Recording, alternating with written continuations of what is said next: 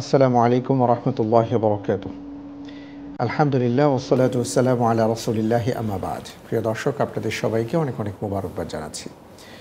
শুরু করছি প্রতিদিনের মতন রমজান কেন্দ্রিক আয়োজন আল আরাফা ইসলামী ব্যাংক পিএলসি নিবেদিত আলোর পথে। আমাদের আয়োজনের নাম আলোর পথে। একটু ভাবতে পারি ব্যাপারটা এরকম যে একজন মানুষ তিনি পথ চলতে চান, তাকে যেতেই হবে সামনে, তার গন্তব্য সামনে, কিন্তু আলোহীন পথ, তাই তাকে হাতড়ে হাতড়ে যেতে হচ্ছে। এই মুহূর্তে কেউ একজন পেছন থেকে এসে তার হাতে একটি মশাল ধরিয়ে দিলেন অথবা একটি বাতি ধরিয়ে দিলেন, যার মাঝে চমৎকার আলো রয়েছে। স্বাভাবিকভাবেই তিনি তার প্রতি কৃতজ্ঞ হবেন। প্রিয় দর্শক, আমাদের প্রত্যেকের জীবনটাই অন্ধকারের জীবন। যিনি আমাদের মালিক, তিনি পেছন থেকে আমাদেরকে ধরেছেন, একটা আলো দিয়ে দিয়েছেন। সেই আলোর নাম হলো রমাদান। অর্থাৎ এই রমাদানকে কেন্দ্র করে যদি আমরা জীবনযাপন করতে পারি, তাহলে সামনের যে পথগুলো আছে সেগুলো আমরা দেখতে পাব। এজন্য আজকের এপিসোডে আমরা যে বিষয়টি নিয়ে কথা বলতে চাই বা শুনতে চাই, তা হলো রমাদান জীবনে আনে আলো। সেই আলো নিয়ে আজকে কথা শুনব মোহতারামের কাছ থেকে। এ ব্যাপারে কথা বলবার জন্য আমাদের মাঝে উপস্থিত হয়েছেন বিশিষ্ট ইসলামী চিন্তাবিদ, শিক্ষাবিদ, দাঈ ইলাল্লাহ মোহতারাম মাওলানা গাজী সানাউল্লাহ রহমানী হাফিজাহুল্লাহ। আসসালামু আলাইকুম ওয়া রাহমাতুল্লাহি ওয়া বারাকাতুহু। ওয়ালাইকুম আসসালাম ওয়া রাহমাতুল্লাহি ওয়া বারাকাতুহু। কেমন আছেন মোহতারাম? আলহামদুলিল্লাহ। আপনি খুব সুন্দর বলেন। আপনার সাথে বসলে সবাই ভালো থাকবে, আমি ভালো আছি আলহামদুলিল্লাহ। বারাকাল্লাহু ফিক। আল্লাহ তাআলা আমাদেরকে কবুল করুন, আমিন আমিন।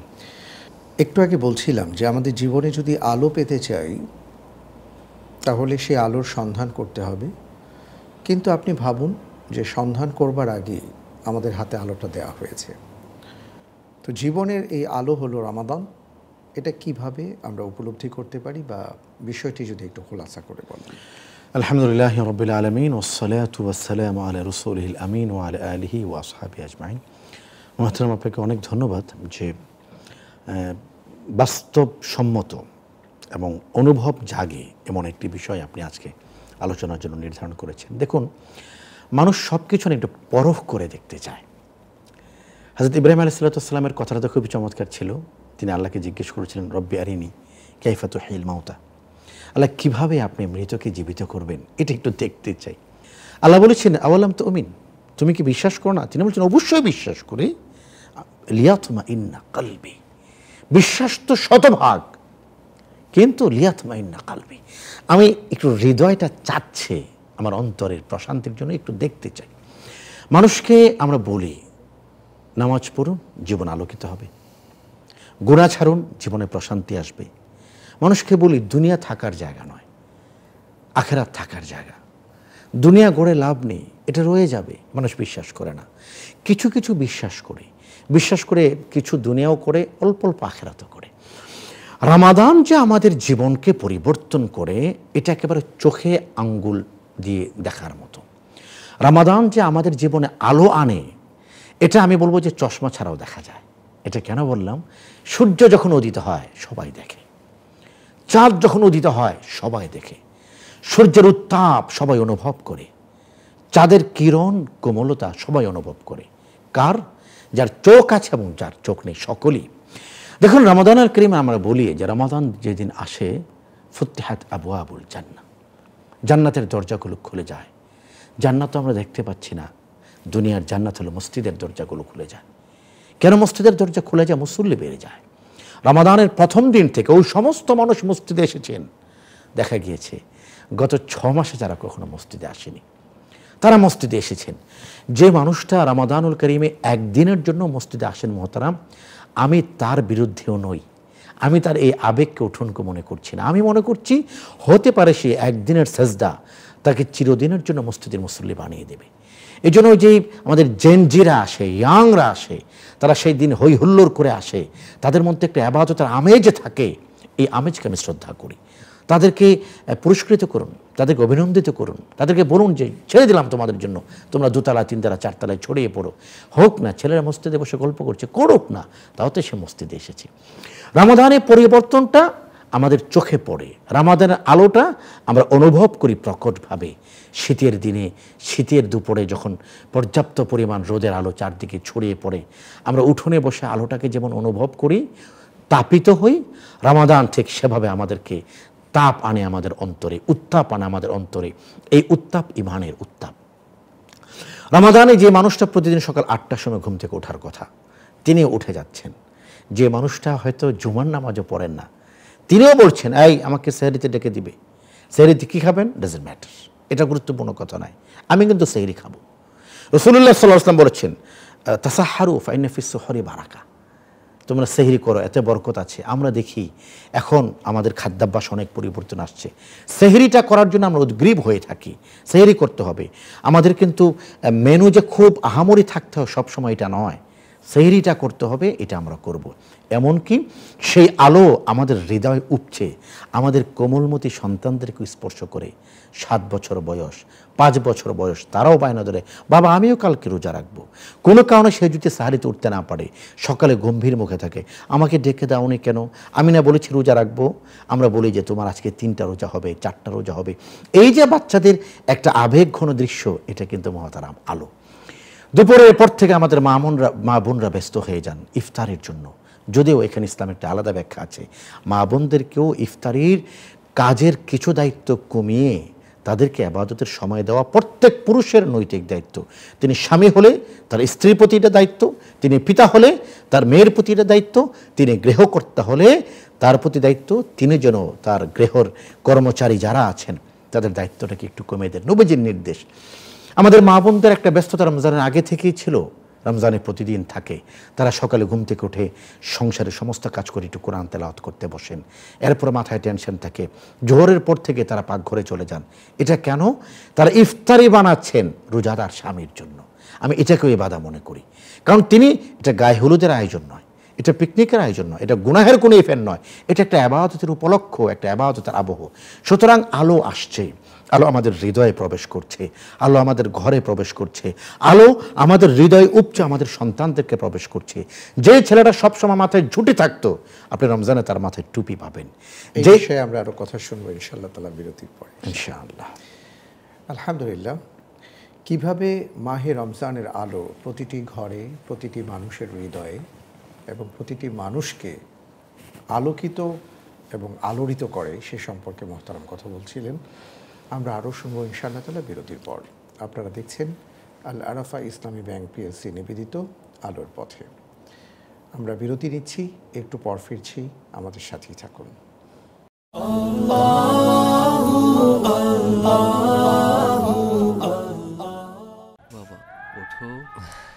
মহান সৃষ্টিকর্তার ইবাদত দিয়ে শুরু, তারপর তার সৃষ্টির সেবা। সময়ানুবর্তী, সৎ, দায়িত্বশীল, পরোপকারী আর বিশ্বস্ত হিসেবে তিনি সব সময়ের অনুপ্রেরণা। বাবা চেয়েছিলেন ছেলে হবে ব্যাংকার, বাবার বিশ্বাসকে লালন করে সেবাটাই আদর্শ করে নিলাম। চেয়েছি হিসাবের এই কঠিন জীবনটাকে একটু সহজ করে একসাথে চলতে। যে কোনো প্রয়োজনে সময়ের সেরা ব্যাংকিং নিয়ে আপনার সাথে আল আরাফা ইসলামী ব্যাংক পিএলসি, সর্বদাই শরিয়া।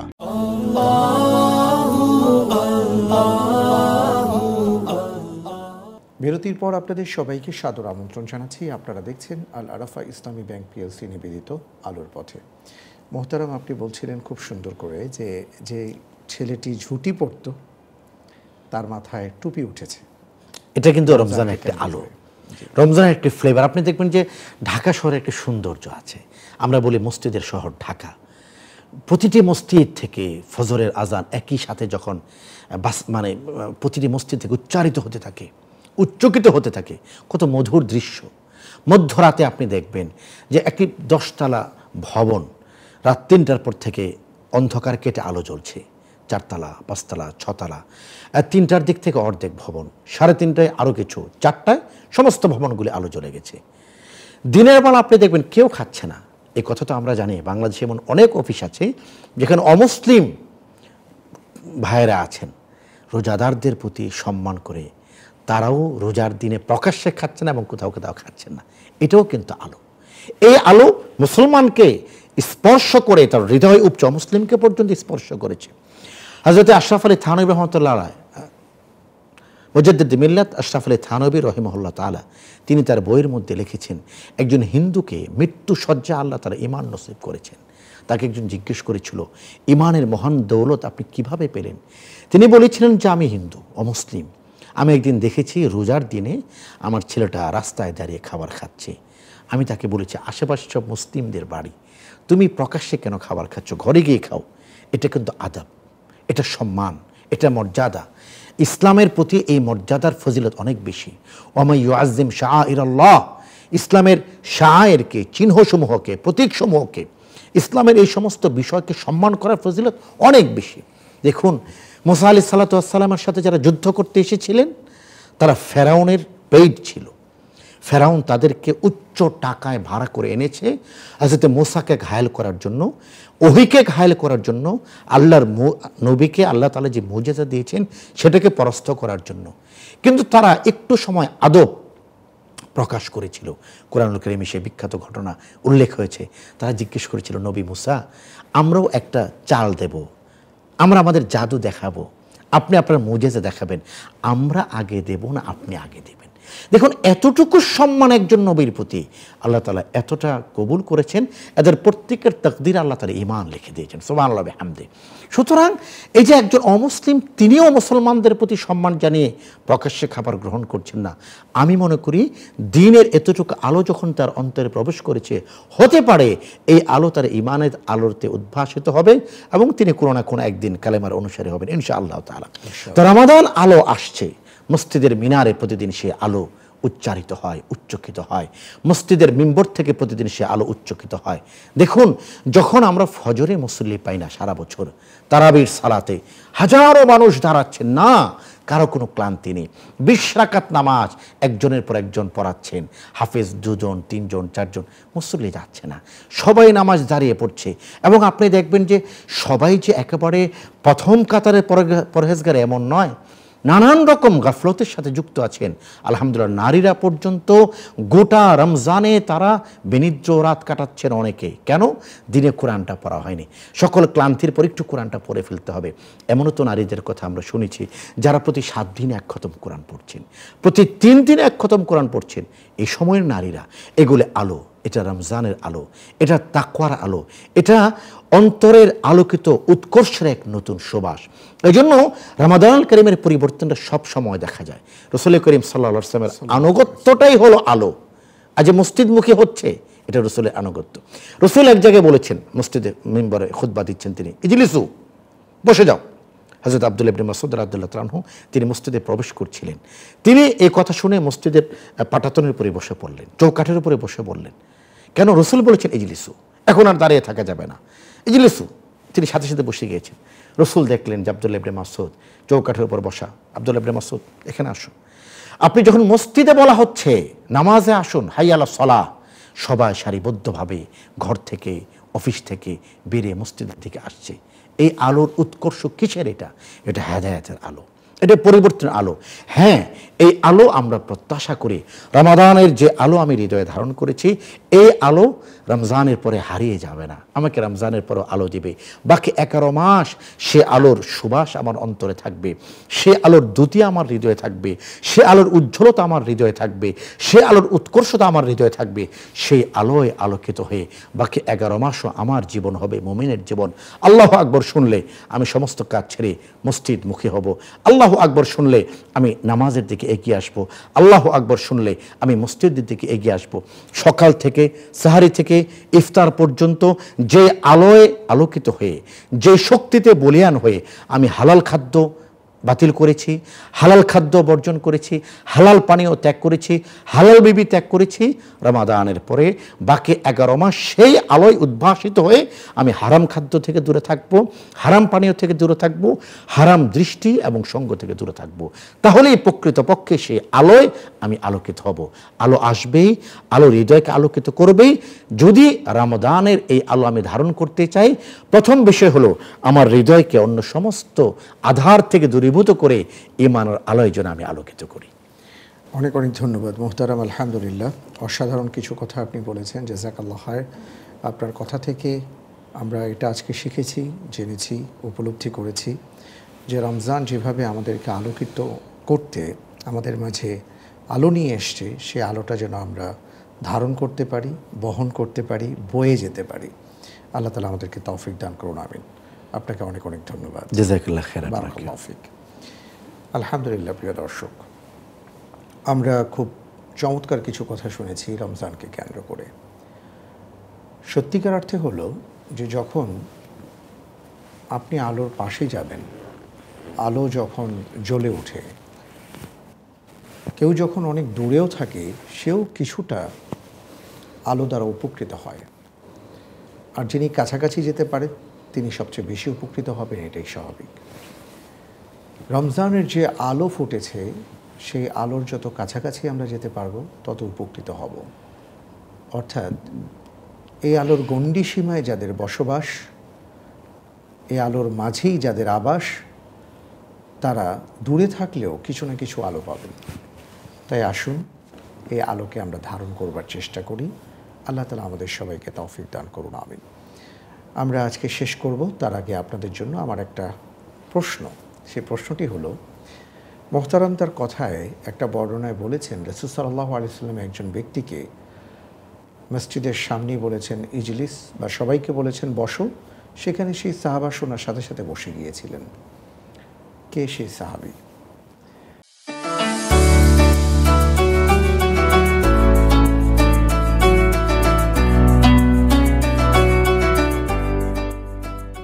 যদি উত্তর জানতে চান আমাদের পর্বটি দেখুন, পেয়ে যাবেন ইনশাআল্লাহ। এরপরে সঠিক উত্তরটি সাবমিট করে দিন আমাদের ইনবক্সে।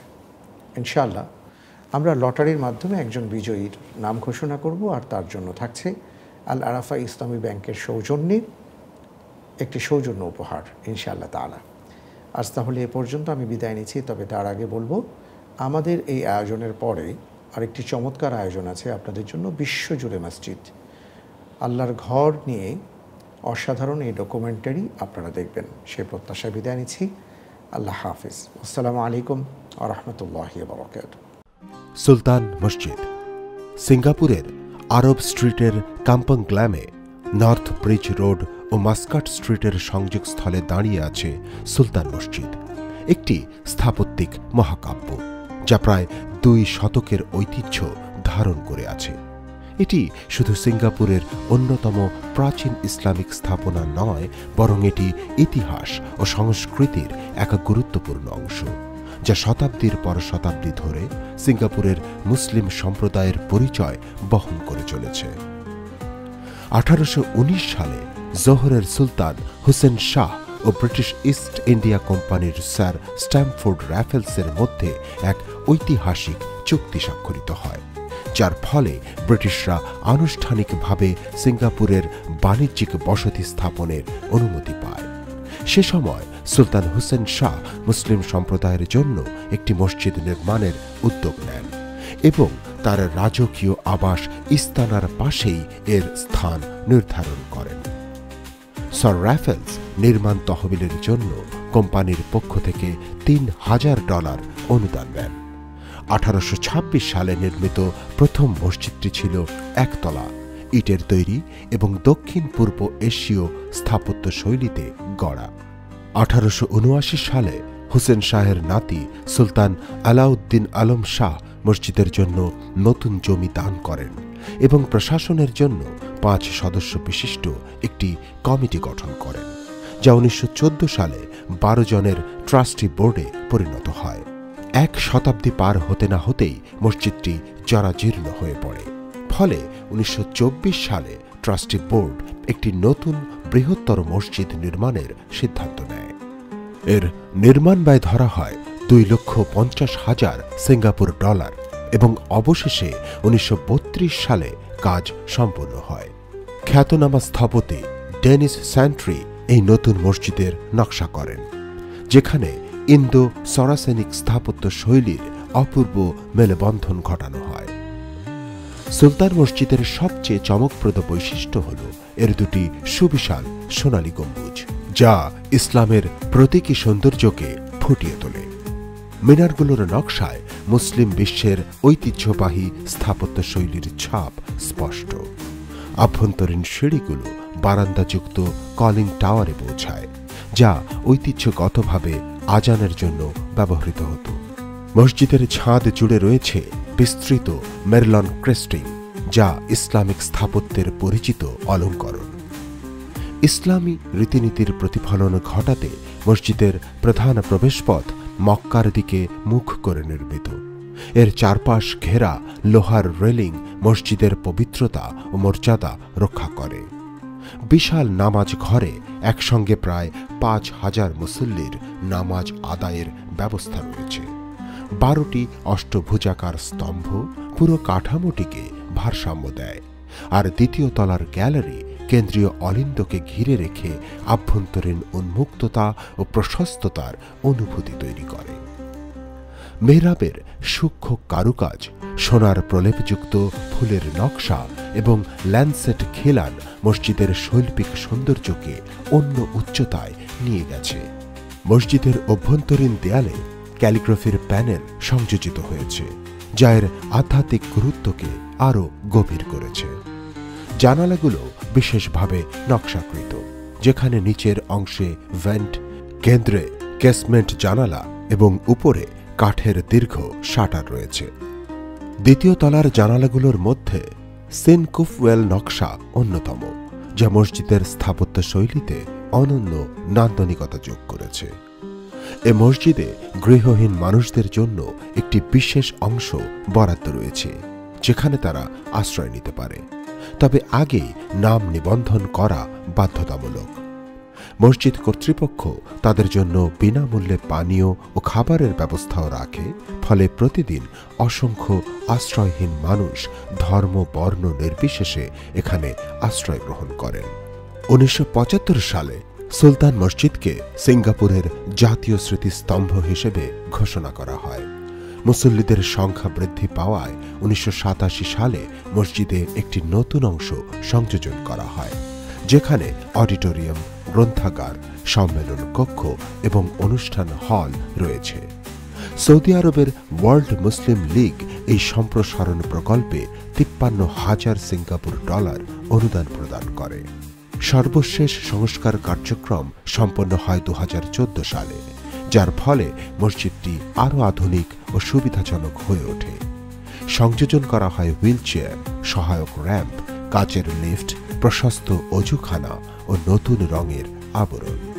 ২০১৬ সালে সিঙ্গাপুরের প্রধানমন্ত্রী লি সিয়েন লুং আনুষ্ঠানিকভাবে এই সংস্কার প্রকল্পের সমাপ্তি স্মরণে একটি ফলক উন্মোচন করেন। সুলতান মসজিদ কেবল সিঙ্গাপুরের একটি স্থাপনা নয়, এটি সিঙ্গাপুরের মুসলিম সম্প্রদায়ের ইতিহাস, ঐতিহ্য ও সংস্কৃতির এক জীবন্ত প্রতীক। এর নান্দনিক স্থাপত্য, ঐতিহাসিক গুরুত্ব ও আধুনিক সংস্কার একে সিঙ্গাপুরের অন্যতম দর্শনীয় ইসলামিক নিদর্শন হিসেবে প্রতিষ্ঠিত করেছে। শতাব্দীর পর শতাব্দী ধরে এটি ইসলামের শিক্ষা ও ঐতিহ্যের এক অবিচ্ছেদ্য অংশ হয়ে থাকবে।